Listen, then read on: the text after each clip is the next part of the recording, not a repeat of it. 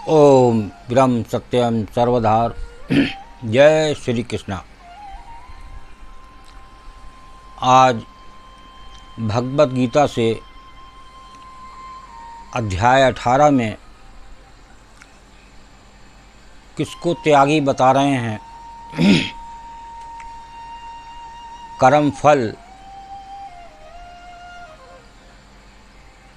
पे अधिकार नहीं है, इसलिए कर्म फल से अगर वो छूटता है उसके लिए भगवान श्री कृष्ण बता रहे हैं कि वो योगी है और मोक्ष संन्यास योग है। ये इस अध्याय का 18वां अध्याय और श्लोक नंबर 7 में भगवान श्री कृष्ण अर्जुन को क्या संदेश दे रहे हैं, आइए श्रवण करते हैं 7वां श्लोक। फिर इसमें क्या भगवान श्री कृष्ण ने बताया है उस पर बात होगी। नियतस्य तु संन्यास कर्मणो नोपपद्यते मोहात्तस्य परित्यागस्तामसः परिकीर्तितः।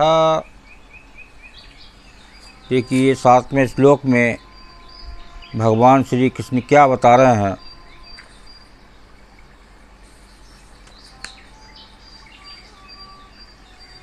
निषिद्ध और काम्य कर्मों का तो स्वरूप से त्याग करना उचित ही है। ये कर्मों का तो स्वरूप से त्याग करना उचित ही है, परंतु नियत कर्म का स्वरूप से त्याग करना उचित नहीं है। इसलिए मोह के कारण उसका त्याग कर देना तामस त्याग कहा गया है। इसमें त्याग के बारे में विशेष रूप से भगवान श्री कृष्ण ने जोर दिया है। आइए दूसरे श्लोक को स्मरण करते हैं। यह 8वां श्लोक।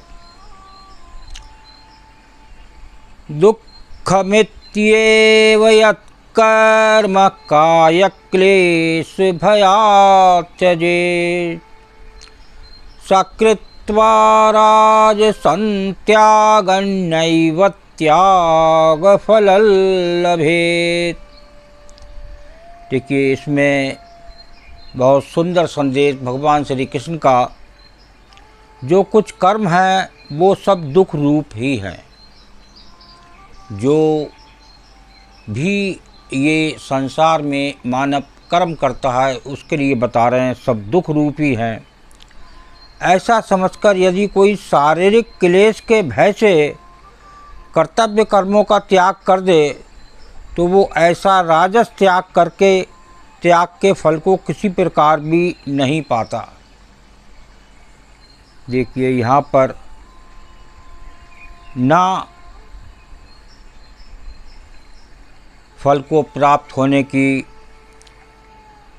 प्रकार बता रहे हैं भगवान श्री कृष्ण।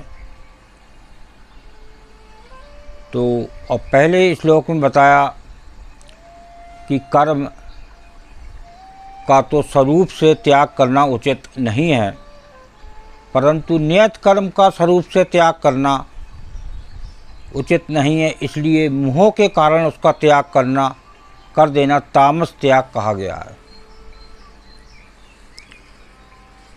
7वें श्लोक को, ये 8वां श्लोक था, 9वां श्लोक को स्मरण करते हैं।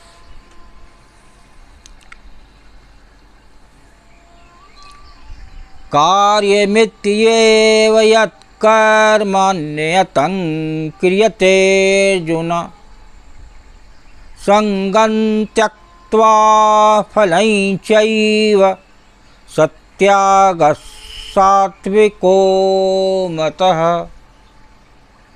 देखिए 9वें श्लोक में यहाँ भगवान श्री कृष्ण क्या बता रहे हैं।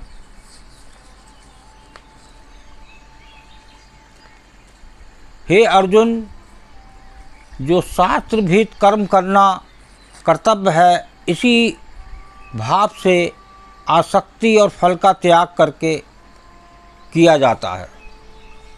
देखिए बहुत ही सुंदर ढंग से समझाया यहाँ भगवान श्री कृष्ण ने अर्जुन को कि हे अर्जुन, जो शास्त्र विहित कर्म करना कर्तव्य है, इसी भाव से आसक्ति और फल का त्याग करके किया जाता है, वही सात्विक त्याग माना गया है। देखिए यहाँ सात्विक त्याग बताया उन्होंने। आगे श्रवण करते हैं 10वां श्लोक। न द्वेष्ट कुशलं कर्म कुशलेनानुसज्यते, त्यागी सत्त्वसमाविष्टो मेधावी छिन्न संशयः।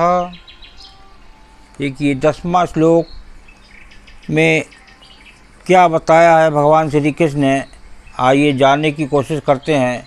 जो मनुष्य अकुशल कर्म से द्वेष नहीं करता, यहाँ अकुशल कर्म की बात हो रही है। जो मनुष्य अकुशल कर्म से तो द्वेष नहीं करता और कुशल कर्म में आसक्त नहीं होता, वो शुद्ध सत्वगुण से युक्त पुरुष, संशय रहित, बुद्धिमान और सच्चा त्यागी है। देखिए यहाँ पर बताया भगवान श्री कृष्ण ने सच्चा त्यागी कब है, कि वो शुद्ध सत्वगुण से युक्त पुरुष, संशय रहित, बुद्धिमान और सच्चा त्यागी है। एक संशय ना हो, संशय रहित हो, यहाँ उसकी बात कर रहे हैं। और लास्ट श्लोक को श्रवण करते हैं, ये 11वां श्लोक।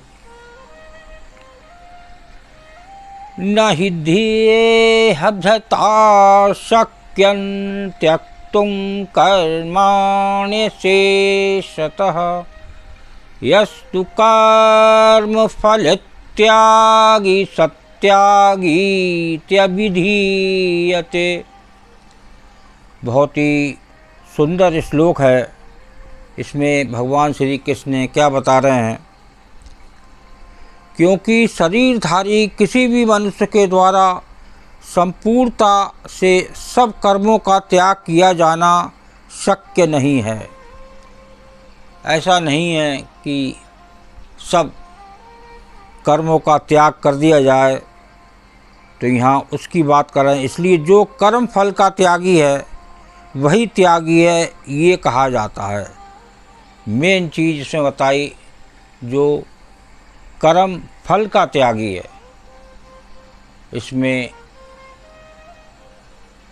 और भी श्लोक में बताया गया है गीता में, कर्मणि बाधकारस्ते माँ फलेषु कदाचन।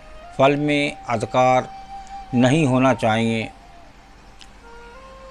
और ऐसा भी नहीं हो सकता कि वो कर्म फल का बिल्कुल ही त्यागी। फल का त्यागी होना तो ठीक है, लेकिन ऐसा नहीं है कि वो उसको फल नहीं मिलेगा। फल तो मिलेगा, लेकिन उसकी इच्छा से नहीं मिलेगा। जो प्रभु की, जो भगवान श्री कृष्ण की जो एक ध्येय है, जो एक ईश्वरी प्लान है, उसी के हिसाब से उसको फल मिलेगा। ये मानव का वो अधिकार नहीं है उसका कि फल मेरे हिसाब से मिले, वो मिलता प्रभु के हिसाब से है।